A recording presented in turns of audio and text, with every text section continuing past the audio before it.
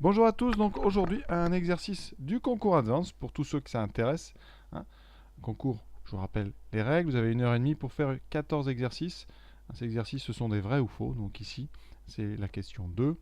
Donc sur l'exponentielle, des propositions, donc A, B, C, D, à chaque fois vous devez dire si c'est vrai ou faux et aller le plus vite possible, vraiment on ne justifie pas. Alors moi je vous expliquerai bien sûr comment on peut trouver la réponse et quels sont les théorèmes qui sont en jeu. Donc on est parti. Donc, on nous dit pour tout x appartenant à R, première chose, exponentielle de x plus e égale e de x plus e de 2. Alors, évidemment, pour tout x appartenant à R, ça c'est faux. Pourquoi? D'abord parce que vous pouvez tester, par exemple, pour x égale 0.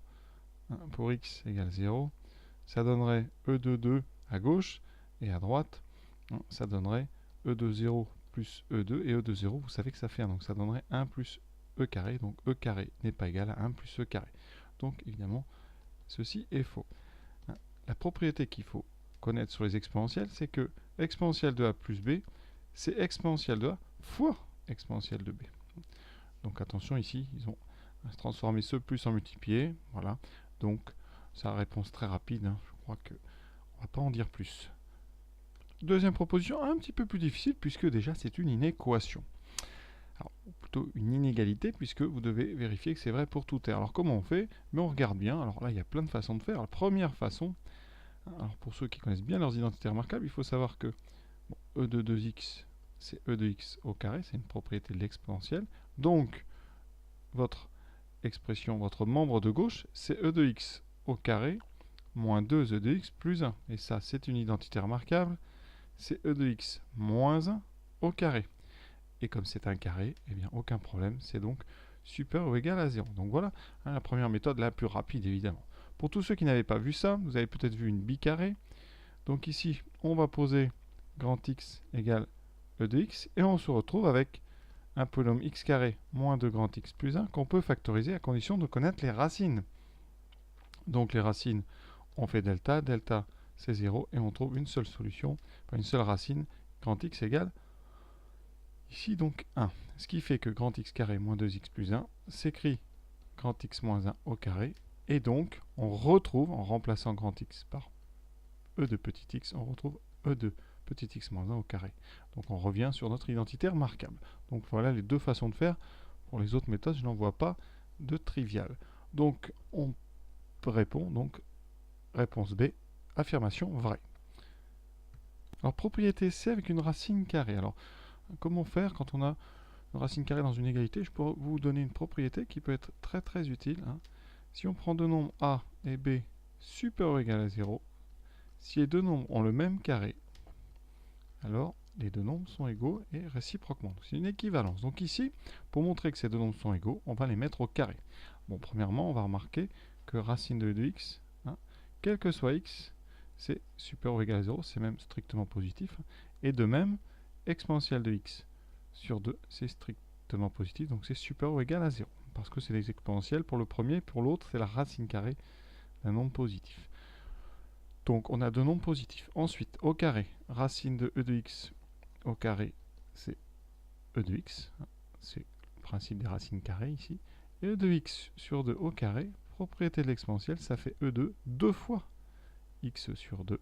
Et on trouve e de x. Donc on a bien deux nombres positifs dont les carrés sont égaux. Donc la propriété, elle est vraie. Alors sinon, c'est une propriété que vous pouvez apprendre. Quelque chose d'important.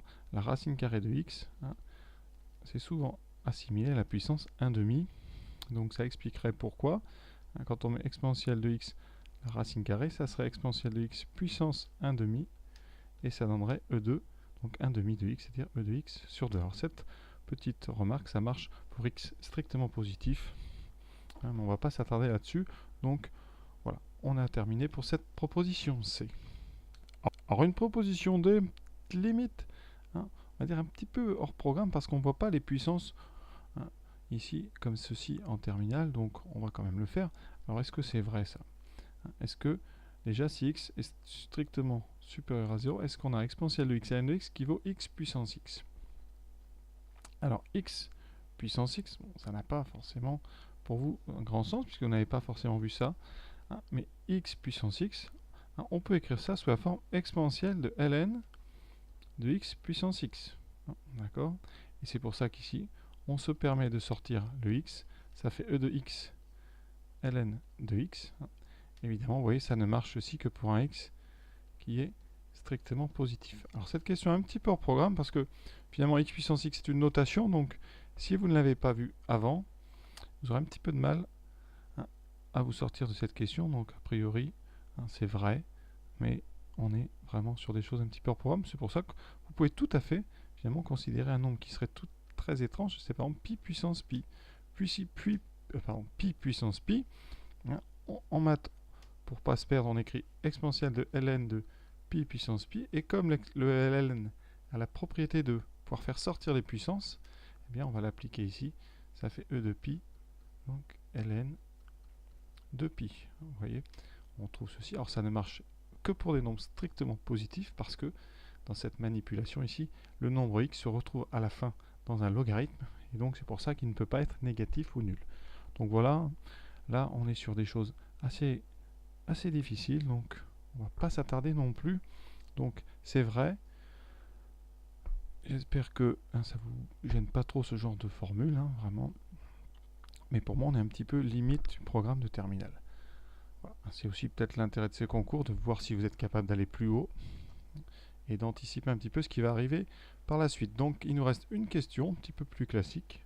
Alors dernière proposition, donc on a une implication, si x négatif, alors quelque chose est négatif. Donc moi ce que je vous propose, c'est rapidement de résoudre cette inéquation. On verra ce qu'elle nous donne déjà.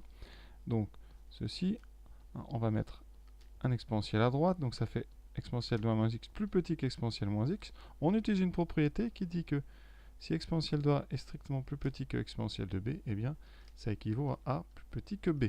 Donc ici, on obtient 1 moins x strictement plus petit que moins x. On résout quelque chose qui est un petit peu étrange parce que les x vont disparaître.